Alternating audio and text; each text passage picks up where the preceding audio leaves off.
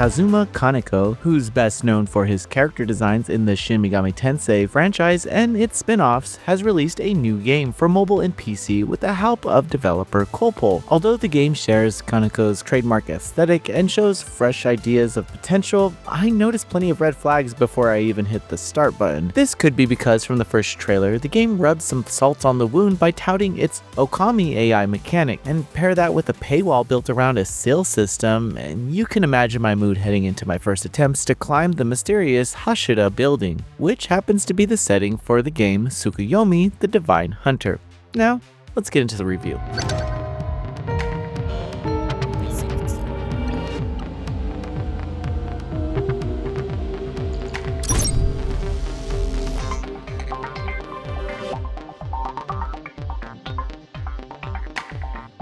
In Tsukuyomi the Divine Hunter, demons called Ginma coexist with humans. Members of the Tsukuyomi organization hunt these creatures but also ally with them by summoning friendly Jinma during missions. Naturally, a rival faction exploits Jinma for darker purposes and has seized control of the Hashira complex. Each route then follows a hunter and their kinshi partner as they fight floor by floor to topple the mastermind at the top. As a roguelike, Tsukuyomi expects you to die quite often. Level ups between runs make you stronger, but only up to a point. On each floor, you'll be battling some Jinma, as well as meeting some of Hashira's oddball residents. You can also discover which encounters will hurt or help you during this time. The setup is basic yet engaging. The Hashira's imposing design lured me into a lengthy first run before the second boss finished me off. Battles play out by flicking Jinma cards towards enemies. Most cards either deal damage or provide some defense. Some of the more important cards include a full block card that feels like a lifesaver when a boss is about to cleave away half your health, but many of the other cards merely soften the blow. Cards often carry status effects.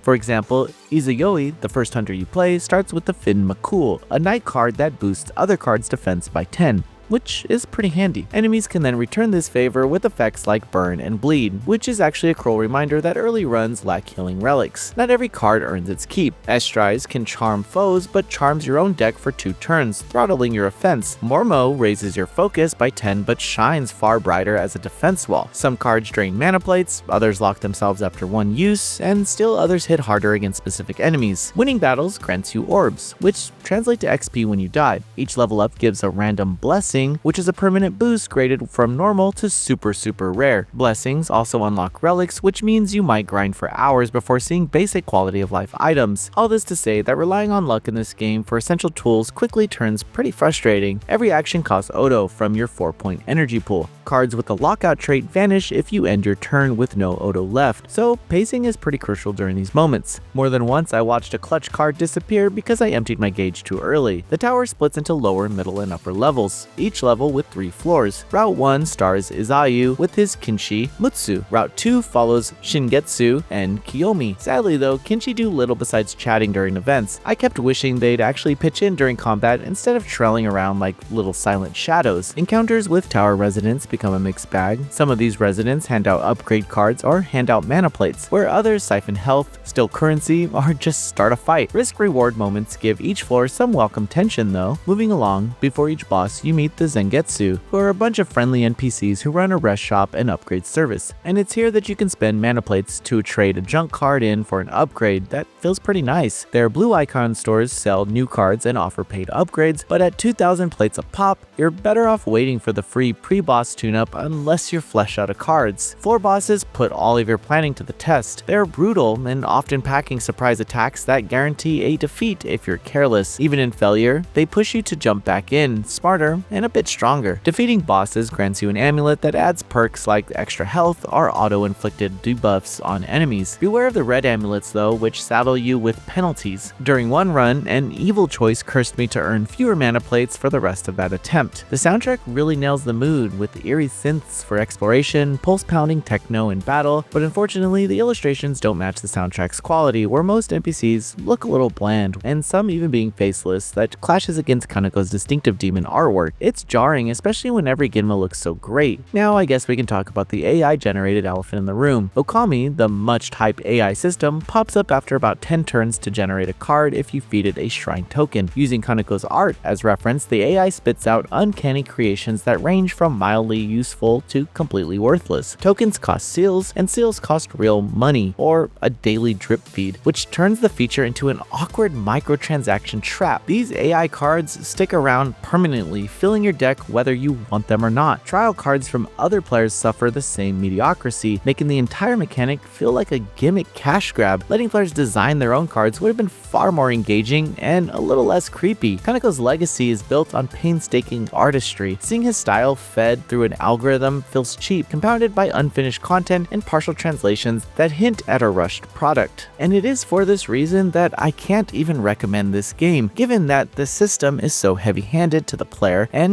it involves real microtransactions, which is so odd. So odd.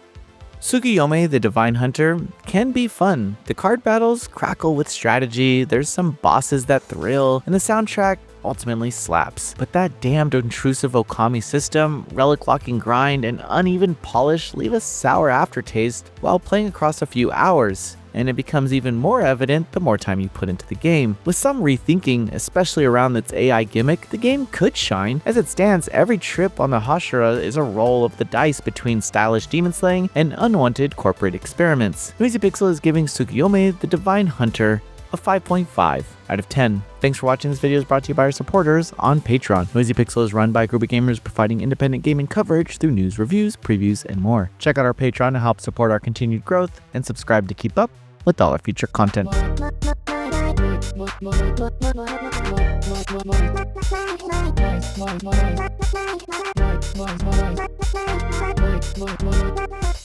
Noisy Pixel.